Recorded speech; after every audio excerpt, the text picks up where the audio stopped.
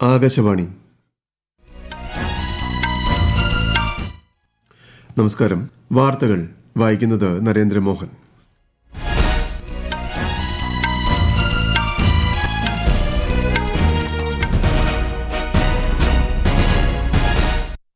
പ്രധാന വാർത്തകൾ.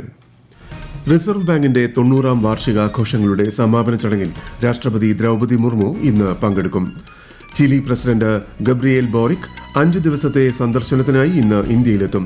പ്രധാനമന്ത്രി നരേന്ദ്രമോദിയുമായി കൂടിക്കാഴ്ച നടത്തും. വഖഫ് ഭേദഗതി ബില്ലിനെ കുറിച്ചുള്ള തെറ്റായ പ്രചാരണങ്ങൾ അപലപനീയമെന്ന് കേന്ദ്രമന്ത്രി കിരൺ റിജിജു. കേന്ദ്ര സംസ്ഥാന ബജറ്റുകളിൽ പ്രഖ്യാപിച്ച നിരക്ക് വർധനകളും ഇളവുകളും ഇന്നു മുതൽ പ്രാബല്യത്തിൽ. IPL ക്രിക്കറ്റിൽ കൊൽക്കത്ത നൈറ്റ് റൈഡേഴ്സിനെതിരെ മുംബൈ ഇന്ത്യൻസിന് ജയം. ലോകകപ്പ് ബോക്സിംഗിൽ ഇന്ത്യയുടെ സച്ചിനും വിശാലും സെമിയിൽ കടന്നു. വാർത്തകൾ വിശദമായി. റിസർവ് ബാങ്കിന്റെ 90ാം വാർഷികാഘോഷ സമാപന ചടങ്ങിൽ രാഷ്ട്രപതി ദ്രൗപദി മുർമു ഇന്ന് പങ്കെടുക്കും. കേന്ദ്രമന്ത്രി ജ്യോതിരാദിത്യ സിന്ധ്യ, RBI ഗവർണർ സഞ്ജയ് മൽഹോത്ര, മഹാരാഷ്ട്ര മുഖ്യമന്ത്രി ദേവേന്ദ്ര ഫട്നവിസ് തുടങ്ങിയവർ ചടങ്ങിൽ സന്നിഹിതരായിരിക്കും. 2 ദിവസത്തെ സന്ദർശനത്തിനായി ഇന്നലെയാണ് രാഷ്ട്രപതി മുംബൈയിലെത്തിയത്. വിമാനത്താവളത്തിലെത്തിയ ശ്രീമതി മുർമുവിനെ ഗവർണർ CP രാധാകൃഷ്ണനും ഉപമുഖ്യമന്ത്രി ഏക്നാഥ് ഷിൻഡെയും ചേർന്ന് സ്വീകരിച്ചു. ചിലി പ്രസിഡന്റ് ഗബ്രിയേൽ ബോറിക് 5 ദിവസത്തെ സന്ദർശനത്തിനായി ഇന്ന് ഇന്ത്യയിലെത്തും. ഇരു രാജ്യങ്ങളും തമ്മിലുള്ള 75 വർഷത്തെ നയതന്ത്ര ബന്ധം കൂടുതൽ ദൃഢമാക്കുന്നതിന് സന്ദർശനം സഹായകമാകും. വിശദാംശങ്ങളിലേക്ക്.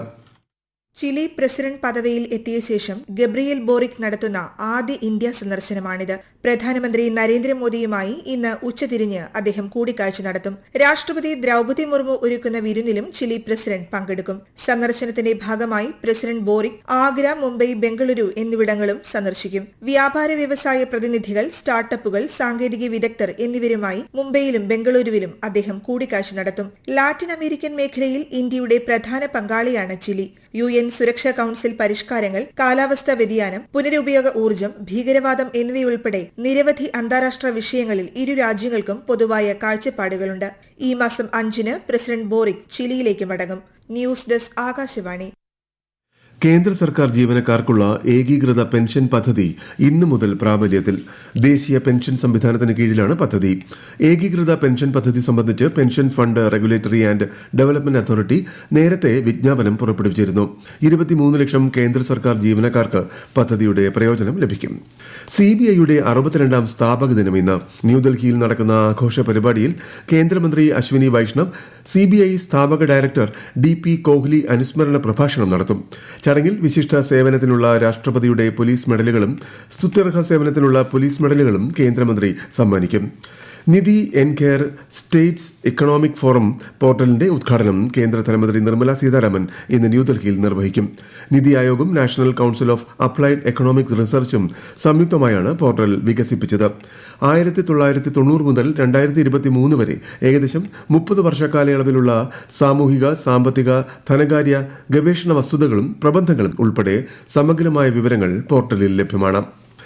രാജ്യത്തെ വായുമലിനീകരണ ഭീഷണി കുറയ്ക്കുന്നതിന് വൈദ്യുത വാഹനങ്ങളാണ് ഏറ്റവും മികച്ച മാർഗമെന്ന് കേന്ദ്രമന്ത്രി നിതിൻ ഗഡ്കരി.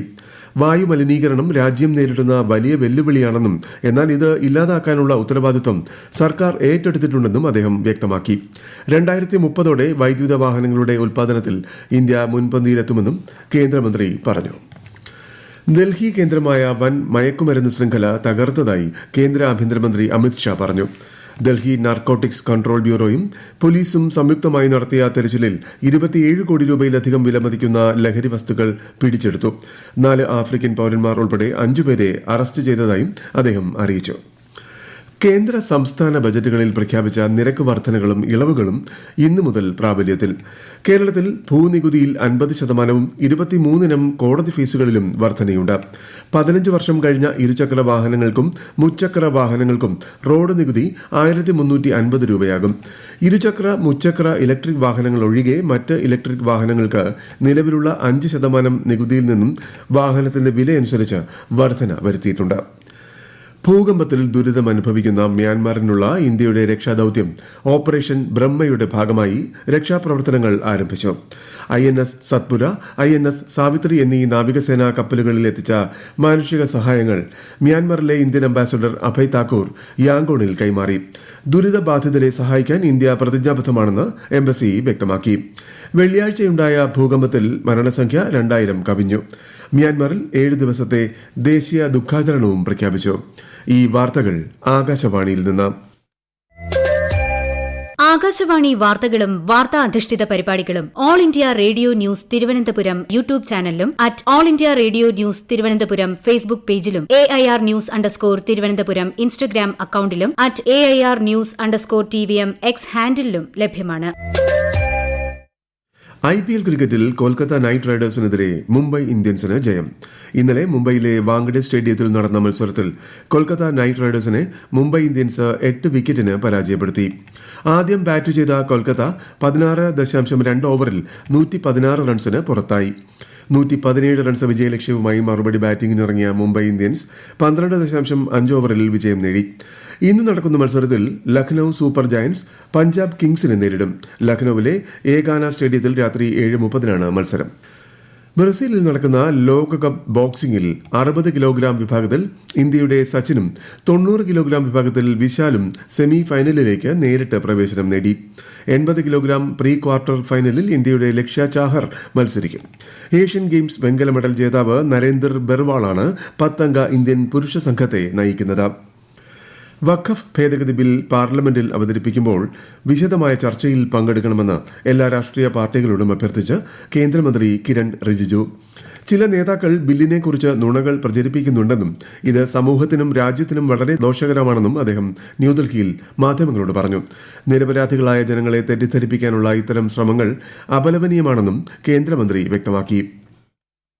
कानून के ऊपर में लगातार बदलाव भी किया गया है और वो कानून चलते रहा और इसको गैर संवैधानिक बताना इससे बड़ा झूठ क्या हो सकता है. और ये देश संविधान से चलता है, कानून से चलता है, किसी का जमीन कैसे छीन सकता है. इस तरह का झूठे बातें करके लोगों को बरगलाने का काम करना ये तो ठीक नहीं है. കേരള സർവകലാശാലയിലെ MBA വിദ്യാർത്ഥികളുടെ ഉത്തരക്കടലാസുകൾ നഷ്ടപ്പെട്ട സംഭവത്തിൽ പരീക്ഷാ വിഭാഗത്തിന്റെ അടിയന്തര യോഗം ഇന്ന് ചേരും. വിദ്യാർത്ഥികൾക്ക് പ്രയാസമുണ്ടാകാത്ത തരത്തിൽ പ്രശ്നപരിഹാരത്തിന് ശ്രമിക്കുമെന്നാണ് സർവകലാശാലയുടെ നിലപാട്. പൈങ്കുനി ഉത്രം മഹോത്സവം മേടമാസ വിഷു പൂജകൾക്കായി ശബരിമല ക്ഷേത്രനട ഇന്ന് വൈകിട്ട് 4 തുറക്കും. നാളെ രാവിലെ സന്നിധാനത്ത് കൊടിയേറ്റ് നടക്കും. പമ്പയിൽ ഈ മാസം 11 ആറാട്ട്. Indian super league football semi final മത്സരങ്ങൾക്ക് നാളെ തുടക്കം. ഗോവ ബംഗളൂരുവിനെയും മോഹൻ ബഗാൻ ജംഷഡ്പൂരിനെയും നേരിടും. ഈ മാസം 12 ഫൈനൽ. അമേരിക്കയിൽ വിനോദ വ്യവസായ മേഖലയിൽ പരിഷ്കാരങ്ങൾ കൊണ്ടുവരുന്നതിനുള്ള ഉത്തരവിൽ പ്രസിഡന്റ് ഡൊണാൾഡ് ട്രംപ് ഒപ്പുവച്ചു. ഓൺലൈൻ ടിക്കറ്റ് തട്ടിപ്പിൽ നിന്നും ജനങ്ങളെ സംരക്ഷിക്കുന്നതിനും സുതാര്യത ഉറപ്പാക്കാനും ഉത്തരവിൽ നിർദ്ദേശമുണ്ട്. മുംബൈയിലെ ജിയോ വേൾഡ് കൺവെൻഷൻ സെന്ററിൽ നടക്കുന്ന വേവ്സ് ഉച്ചകോടിയുടെ ആദ്യ പതിപ്പിൽ കരുത്തുറ്റ സാന്നിധ്യം അറിയിക്കാൻ ഒരുങ്ങുകയാണ് വേവ്സ് ബസാർ. കേന്ദ്ര സർക്കാരാണ് മാധ്യമ വിനോദ മേഖലയിലെ നാഴികക്കല്ലായ പ്രഥമ ദൃശ്യ ശ്രാവ്യ വിനോദ ഉച്ചകോടി വേവ്സ് ഒരുക്കുന്നത്. മെയ് 1 മുതൽ 4 വരെ നടക്കുന്ന വേവ്സ് ഉച്ചകോടി ഇന്ത്യയെ ആഗോള ഉള്ളടക്ക നിർമ്മാണ കേന്ദ്രമാക്കുന്നതിന് ലക്ഷ്യമിട്ടാണ് സംഘടിപ്പിക്കുന്നത്. ലോക ഓട്ടിസം ബോധവൽക്കരണ ദിനാചരണത്തിന് മുന്നോടിയായി കേരള സാമൂഹ്യനീതി വകുപ്പിന്റെ ആഭിമുഖ്യത്തിൽ ഇന്ന് റൺ ഫോർ ഓട്ടിസം മാരത്തോണും വാക്കത്തോണും സംഘടിപ്പിക്കും. രാവിലെ 7:30 ഇരിങ്ങാലക്കുട ടൗൺ ഹാളിലാണ് പരിപാടി. ദിനാചരണത്തിന്റെ ഭാഗമായി എല്ലാ ജില്ലകളിലും സംവാദങ്ങളും ചർച്ചകളും സംഘടിപ്പിക്കും. യൂറോപ്യൻ യൂണിയൻ ഫണ്ട് ദുരുപയോഗം ചെയ്ത കേസിൽ വലതുപക്ഷ നേതാവ് മറീൻ ലെ പെന്നിന് ഫ്രഞ്ച് കോടതി ജയിൽ ശിക്ഷ വിധിച്ചു. ഔദ്യോഗിക പദവികൾ വഹിക്കുന്നതിൽ നിന്നും വിലക്കും ഏർപ്പെടുത്തി. $1,80,000 പിഴ അടയ്ക്കാനും കോടതി ഉത്തരവിട്ടു. നാഷണൽ റാലി പാർട്ടിയിലെ അംഗങ്ങൾക്ക് പണം നൽകുന്നതിനായി ലേ പെൻ യൂറോപ്യൻ പാർലമെന്റ് ഫണ്ടിൽ നിന്നും $3.3 മില്യൺ ഉപയോഗിച്ചതായി പാരീസ് കോടതി കണ്ടെത്തിയിരുന്നു. പ്രധാന വാർത്തകൾ വീണ്ടും. റിസർവ് ബാങ്കിന്റെ 90ാം വാർഷികാഘോഷങ്ങളുടെ സമാപന ചടങ്ങിൽ രാഷ്ട്രപതി ദ്രൗപദി മുർമു ഇന്ന് പങ്കെടുക്കും. ചിലി പ്രസിഡന്റ് ഗബ്രിയേൽ ബോറിക് 5 ദിവസത്തെ സന്ദർശനത്തിനായി ഇന്ന് ഇന്ത്യയിലെത്തും. പ്രധാനമന്ത്രി നരേന്ദ്രമോദിയുമായി കൂടിക്കാഴ്ച നടത്തും. വഖഫ് ഭേദഗതി ബില്ലിനെക്കുറിച്ചുള്ള തെറ്റായ പ്രചാരണങ്ങൾ അപലപനീയമെന്ന് കേന്ദ്രമന്ത്രി കിരൺ റിജിജു. കേന്ദ്ര സംസ്ഥാന ബജറ്റുകളിൽ പ്രഖ്യാപിച്ച നിരക്ക് വർധനകളും ഇളവുകളും ഇന്നു മുതൽ പ്രാബല്യത്തിൽ. IPL ക്രിക്കറ്റിൽ കൊൽക്കത്ത നൈറ്റ് റൈഡേഴ്സിനെതിരെ മുംബൈ ഇന്ത്യൻസിന് ജയം. ലോകകപ്പ് ബോക്സിംഗിൽ ഇന്ത്യയുടെ സച്ചിനും വിശാലും സെമിയിൽ കടന്നു. വാർത്തകൾ കഴിഞ്ഞു. അടുത്ത വാർത്താ പ്രക്ഷേപണം ഉച്ചയ്ക്ക് 12:30.